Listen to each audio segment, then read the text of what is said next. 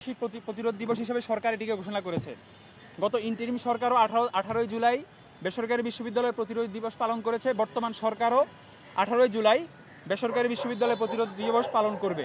আমরা এই জন্য বর্তমান সরকারকে আমাদের পক্ষ থেকে ধন্যবাদ জানাচ্ছি। 18 জুলাই বসুন্ধরা, কুড়িল, নতুন বাজার, বাড্ডা, রামপুরা, মহাখালী উত্তর এবং অন্যান্য এলাকায় বেসরকারি বিশ্ববিদ্যালয়ের শিক্ষার্থীরা যেভাবে রাজপথে নেমে এসেছে, বিশেষ করে আমাদের প্রাইভেট ইউনিভার্সিটির টোটাল 26 জন শহীদ হয়েছে। আপনারা সকলেই জানেন সাভারে একটা গণহত্যা হয়েছিল, যে 6 জন মানুষকে লাশ পোড়ায় দিছিল।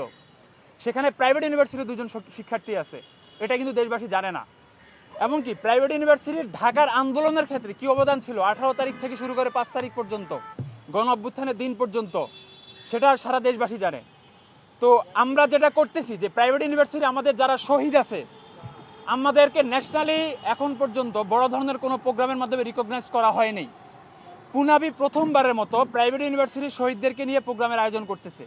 এবং এর পাশাপাশি প্রাইভেট ইউনিভার্সিটি কালচারে আমরা ক্লাব অ্যাওয়ার্ডের মাধ্যমে জুলাইকে কিভাবে জারি রাখতে পারি, এটার জন্য পুনাব প্রত্যেকটা প্রাইভেট ইউনিভার্সিটি ক্লাবের সমন্বয়ে আয়োজন করতেছে ক্লাব এক্সেলেন্সি অ্যাওয়ার্ড।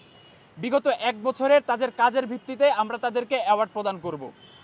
আপনারা সকলেই জানেন, যখন 15 তারিখে ঢাকা ইউনিভার্সিটি হলগুলোকে বন্ধ করে দেওয়া হয়, আমাদের কিন্তু কখনো কোটার প্রয়োজন ছিল না।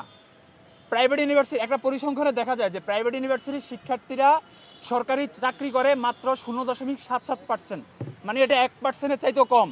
আর পাবলিক ইউনিভার্সিটির শিক্ষার্থীরা সরকারি চাকরিতে জয়েন করে প্রায় 13%। তো সেই জায়গা থেকে আমাদের কোটার বিন্দুমাত্র কোনো প্রয়োজন ছিল না। তো সেই জায়গা থেকে প্রাইভেট ইউনিভার্সিটির শিক্ষার্থীরা আন্দোলনে নেমেছিল একমাত্র যখন আমাদের ভাইদেরকে গুলি করা হয়, আমাদের ভাইদের উপর হামলা করা হয়, তখনই আমরা রাজপথে নেমেছিলাম।